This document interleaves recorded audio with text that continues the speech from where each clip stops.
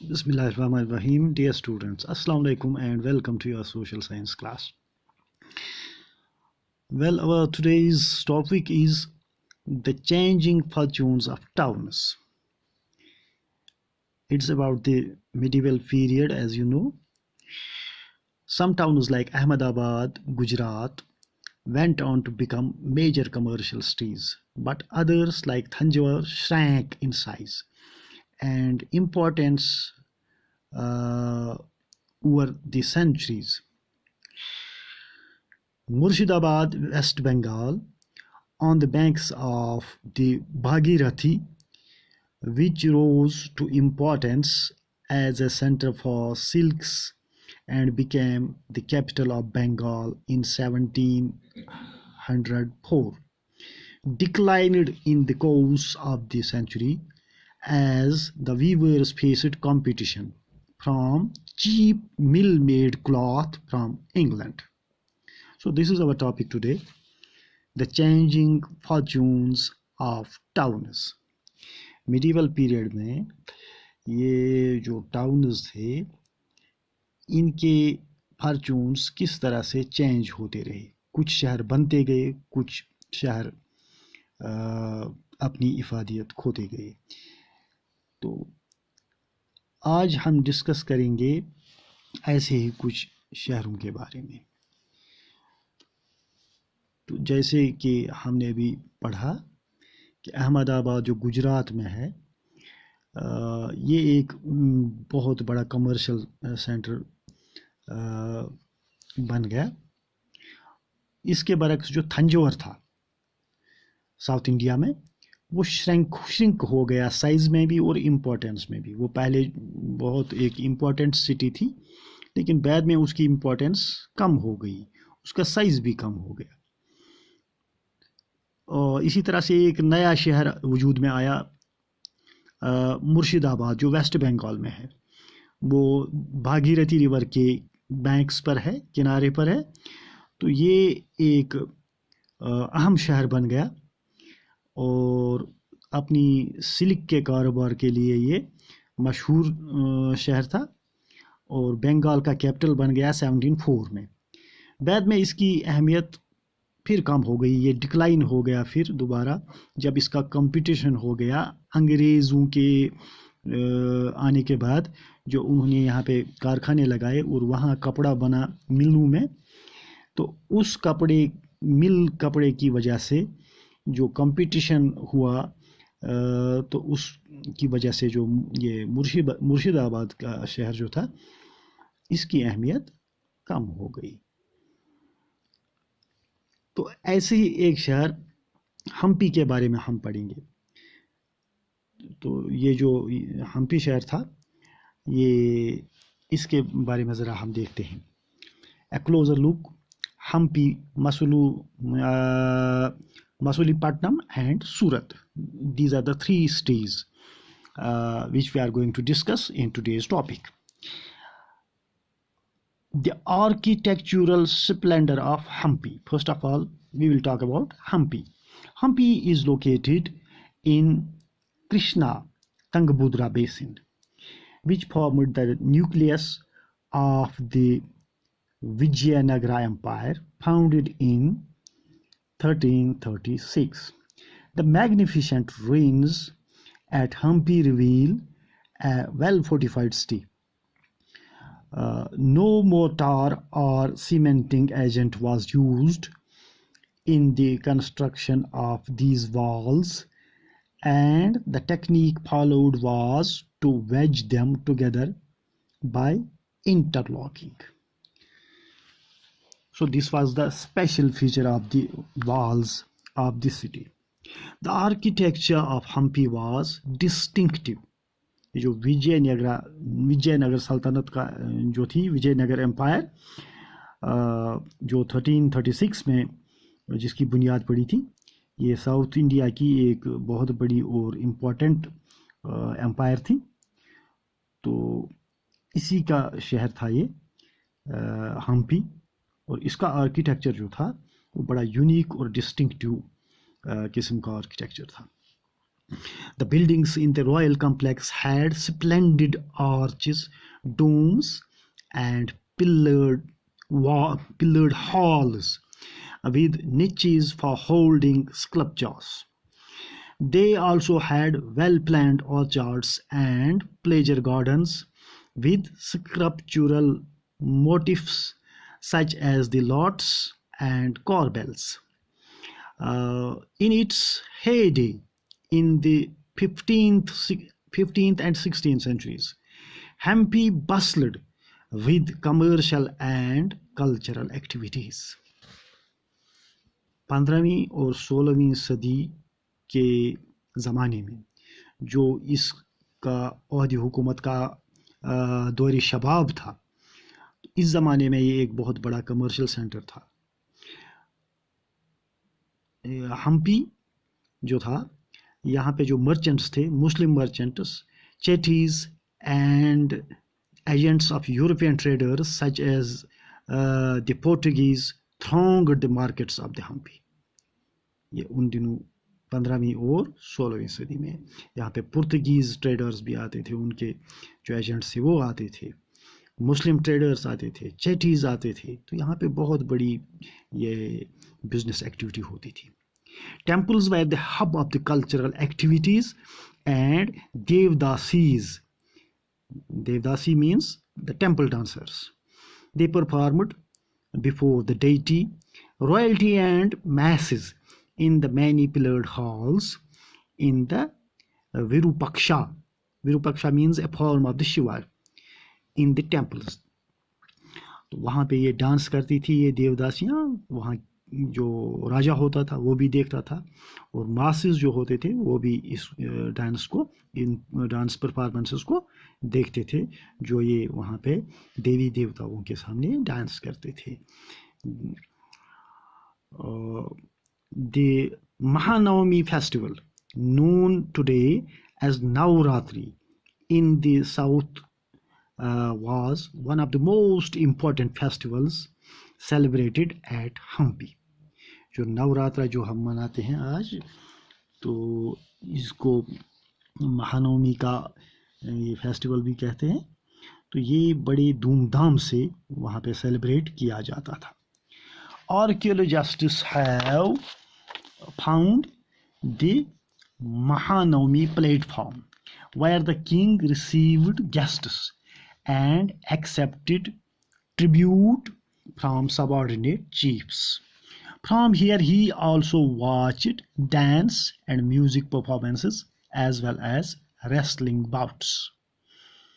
तो आर्कियोलॉजिस्ट्स ने वहाँ पे एक प्लेटफॉर्म जो है वो डिस्कवर किया है, जिस प्लेटफॉर्म पे किंग बैठा करते थे अपने वो नोबल्स के साथ, और वहाँ पे वो रिसीव करते थे गिफ्ट्स वगैरह और ट्रिब्यूट्स जो किंग को दिए जाते थे उसके सबऑर्डिनेट चीफ्स की तरफ से, वो वहाँ पे रिसीव करते थे, और उस प्लेटफॉर्म पे बैठ के वो डांस और म्यूज़िक परफॉर्मेंसेस को देखते थे.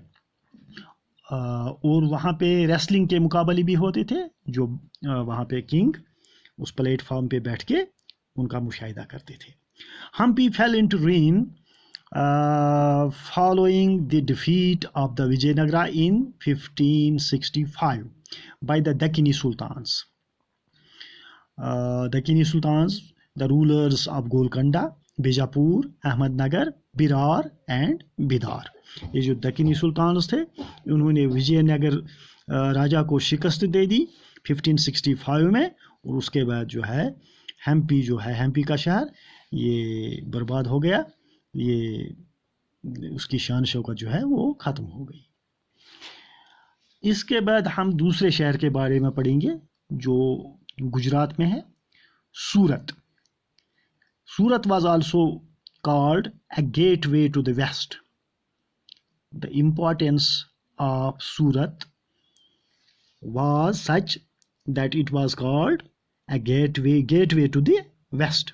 Surat in Gujarat was the emporium of the western trade during the Mughal period, along with Cambay or present day Khambat and somewhat later Ahmedabad. पहले इसको खंबात कहा जाता था सूरत को, और बाद में इसको अहमदाबाद का नाम दिया गया। तो ये जो था ये एक बिजनेस हब था, बिजनेस एम्पोरियम था। यहाँ पे जो वेस्टर्न ट्रेडर्स थे वो मुगलों के ज़माने में यहाँ पे खूब आया करते थे, और यहाँ पे जो तिजारत थी वो खूब फलती फूलती दिखाई देती थी। तो बड़ा बिजनेस सेंटर था ये। Surat was the gateway for trade with West Asia via the Gulf of Hormuz. ये जो अपना ये हुर्मुज है, गल्फ ऑफ हुर्मुज, तो वहाँ से तिजारत होती थी वेस्ट एशिया के साथ। ये सूरत से यहाँ पे जो ट्रेड होती थी। Surat has also been called the gate to Mecca because many pilgrim ships set sail from here. यहाँ से जो पिलग्रिम्स जाते थे मक्का हज के लिए, वो भी सूरत से जाते थे, तो इसलिए उनके जहाज़ भी यहाँ से ही अपना सफ़र शुरू करते थे सूरत की बंदरगाह से। The city was cosmopolitan and people of all castes and creeds lived there. In the 17th century, the Portuguese, Dutch and English had their factories and warehouses at Surat.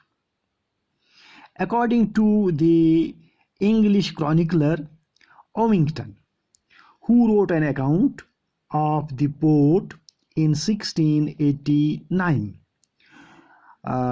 on average 100 ships of different countries could be found anchored at the port at any given time. ये जो ओविंगटन था ये एक chronicler है, English chronicler. इन्होंने अपनी उस किताब में, अपने अकाउंट में इन्होंने लिखा है 1689 में इन्होंने लिखा है कि सूरत की बंदरगाह जो थी इस पे किसी भी वक्त आप कम से कम 100 बहरी जहाज़ देख सकते थे, मुख्तलिफ ममालिक से जो यहाँ पे आते थे और यहाँ से सामान लाद कर मुख्तलिफ मुल्कों की तरफ जाते थे। तो हर वक्त यहाँ पे कम से कम 100 जहाज़ मौजूद होते थे सूरत की बंदरगाह पर। तो ये यहाँ का, इससे अंदाज़ा लगाया जा सकता है कि तिजारत कितनी हुआ करती थी यहाँ पे। There were also several retail and wholesale shops selling cotton textiles. The textiles of Surat were famous for their gold lace borders or zari, and had a market in West Asia, Africa and Europe. The state built numerous rest houses to take care of the needs of the people from all over the world who came to the city.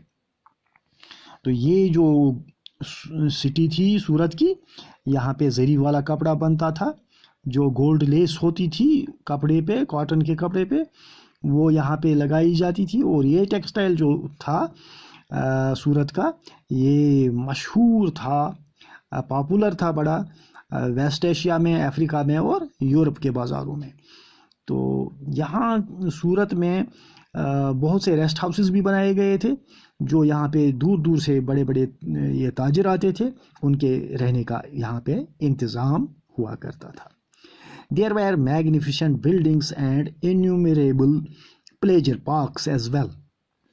The Kathiawad Seths or Mahajans, Mahajans means money changers. They had huge banking houses at Surat. It is noteworthy that the Surat hundis were honored in the far off markets of Cairo in Egypt, Basra in Iraq, and Antwerp in Belgium. सूरत की जो यहाँ के जो महाजन थे, money changers जो थे, उनकी जो हुंडी होती थी उसको ऑनर किया जाता था बाहर के ममालिक में भी। कायरो जो इजिप्ट में है वहाँ पे, या बसरा इराक में, या एंटवर्प बेल्जियम जैसे ममालिक में भी यहाँ की हुंडी को ऑनर किया जाता था। अब हुंडी किसे कहते हैं? हुंडी is a note recording a deposit made by a person. The amount deposited can be claimed in another place by presenting the record of the deposit. ये एक दस्तावेज होती है हुंडी, जो यहाँ से इनको मनी चेंजर्स देते थे कि हमने आपसे इतना पैसा ले लिया, फिर इनको वो डॉक्यूमेंट दिया जाता था। वो डॉक्यूमेंट लेके ये बाहर, जैसे मतलब बसरा में जा सकते थे या कायरो में या बेल्जियम में, वहाँ पे उस डॉक्यूमेंट को प्रेजेंट करके और उसके बदले में वहाँ से माल खरीद सकते थे या वहाँ से वो अमाउंट हासिल कर सकते थे। तो इसको हुंडी कहते थे। तो यहाँ की हुंडी जो थी ये बाहर के ममालिक में भी ऑनर की जाती थी। तो इससे ये अंदाज़ा लगाया जा सकता है कि सूरत की बिज़नेस उस इंटरनेशनल लेवल पर इसका एतमाद था और इंटरनेशनल लेवल पे ये बिज़नेस जो थी यहाँ से होती थी।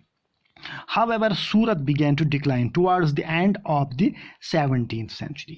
This was because of many factors: the loss of markets and productivity, because of the decline of the Mughal Empire.